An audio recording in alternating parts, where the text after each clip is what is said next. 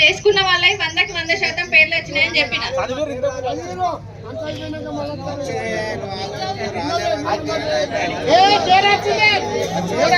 ఒక్క నిమిషం,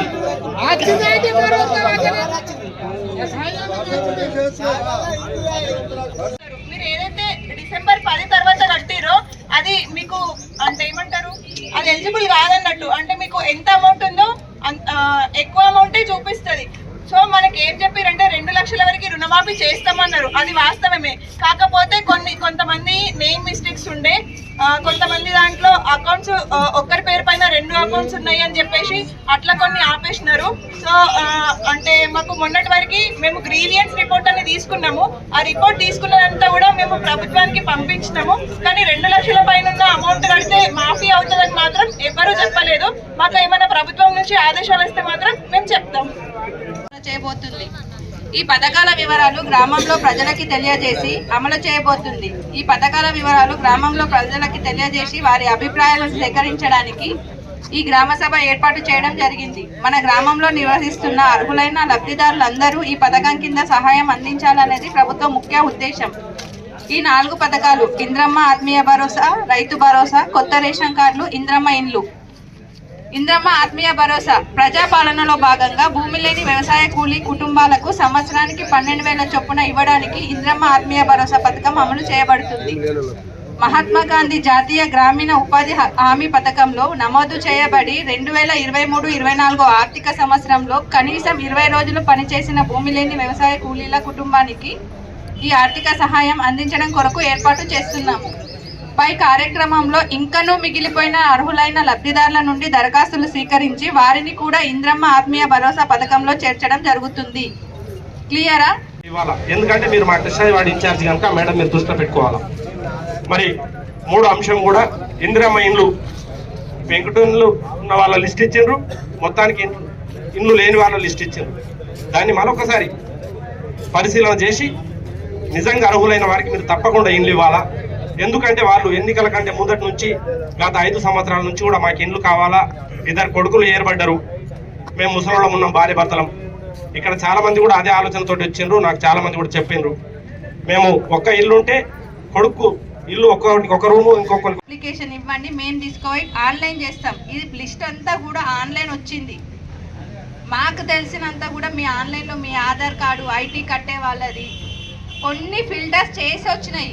కొన్ని బై మిస్టేక్ కూడా రావచ్చు కంప్యూటర్లో. మీరు ఏదైనా ఉంటే రాసిస్తే ఇస్తాము. వాళ్ళకు వచ్చింది మాకు రాలేదు, వీళ్ళకి వచ్చింది అంటే మీరు వస్తారు, మాకు వినబడతారు, మేము ఇక్కడనే వదిలేసి వెళ్ళిపోతాం. ఒరినంత మాత్రాన పని కాదు. పేపర్ మీద అప్లికేషన్ ఇవ్వండి, మేము తీసుకెళ్తాము. అధికారులు పేపర్ మీద ఉంటేనే మీ దాకా తీసుకొస్తాము, మీ నుంచి గవర్నమెంట్కి తీసుకెళ్తాము. అది గమనించండి అందరూ కూడా. ఏదైనా ఉంటే ఇండివిజువల్గా ఒక్కళ్ళు మాట్లాడండి. మీరు అందరు మాట్లాడితే సమాధానం నేను చెప్పలేను. ఎవరికి ఏం కావాలంటే ఫస్ట్ అప్లికేషన్ ఇవ్వండి. అప్లికేషన్స్ ఏవేవి నోట్ చేసుకుందో 4 రిజిస్టర్లు పెట్టినాము. మీ పేరు వస్తే అక్కడ దగ్గరుండి ఆ రిజిస్టర్లో రాపియండి, దాన్నే తీసుకుపోయి ఆన్లైన్ చేయడం జరుగుతుంది. ప్రజాపాలన దరఖాస్తు ప్రకారం ఇవి ఫిల్టర్ అయి వచ్చిన పేర్లు. ప్రజాపాలనలో మిస్టేక్లు కూడా జరిగి ఉంటాయి, అట్లని కాదు. ఎందుకంటే అప్పుడు 4-5 టిక్ కొట్టేటివి ఉన్నాయి. ఒక్కదానికి టిక్ కొట్టడం మర్చిపోయినది. దాంట్లో పెన్షన్ ఉంది, రేషన్ కార్డు ఉంది, రైతు భరోసా ఉంది, మహాలక్ష్మి పథకం ఉంది, కరెంటు ఉంది, గ్యాస్ ఉంది, అన్నీ ఉన్నాయి. ఒక దాంట్లో కూడా మాకు తెలియని మీకు ఊళ్ళో వాళ్ళకి తెలుస్తుంది. వాళ్ళు కూడా ఏదైనా ఉంటే చెప్పండి, చేస్తాం. రైతు భరోసా వ్యవసాయ అభివృద్ధి మరియు రైతు సంక్షేమమే మన ప్రభుత్వం మొదటి ప్రాధాన్య అంశము. అందులో భాగంగా రైతు భరోసా సహాయాన్ని ప్రతి సంవత్సరం ఎకరానికి 12,000కు పెంచడం జరిగింది. వ్యవసాయ యోగ్యమైన అన్ని భూములకు ఈ సహాయాన్ని ఈ నెల 26వ తేదీ నుండి అందించడానికి నిర్ణయించబడింది. వ్యవసాయ యోగ్యం కాని భూములకి ఈ సహాయం వర్తించదు. మన గ్రామంలో ఉన్న రైతులందరికీ ఈ పంట పెట్టుబడి సహాయాన్ని సద్వినియోగం చేసుకోవాలని కోరుచున్నాము. కొత్త రేషన్ కార్డులు ప్రభుత్వం దగ్గరున్న వివరాల ఆధారంగా రేషన్ కార్డు లేని నిరుపేదలను గుర్తించి అర్హులైన నిరుపేదలందరికీ కొత్త రేషన్ కార్డుల పంపిణీ ఏర్పాటు చేస్తున్నాము. మీ సేవ ద్వారా రేషన్ కార్డులు అదనపు కుటుంబ సభ్యులను చేర్చడానికి వచ్చిన దరఖాస్తులు గ్రామ సభల ద్వారా ఆమోదించుకొని అదనపు కుటుంబ సభ్యులను చేర్చడానికి ఏర్పాట్లు చేస్తున్నాము. ఇంతేకాకుండా ఎవరైనా కొత్త దరఖాస్తులు ఇవ్వదలుచుకుంటే వీటిని కూడా స్వీకరించి పరిశీలన చేయబడతాయి. అదేవిధంగా ఈ రోజు గ్రామ సభకు హాజరు కాలేని వారు మండల కేంద్రంలో ప్రజాపాలన సేవా కేంద్రం నందు దరఖాస్తు ఇవ్వవచ్చు. వీటిని కూడా పరిశీలన చేయబడును. పరిశీలన పూర్తయిన తర్వాత అర్హులందరికీ రేషన్ కార్డులు జారీ చేయబడతాయి. ఇంద్రమ్మ ఇండ్లు.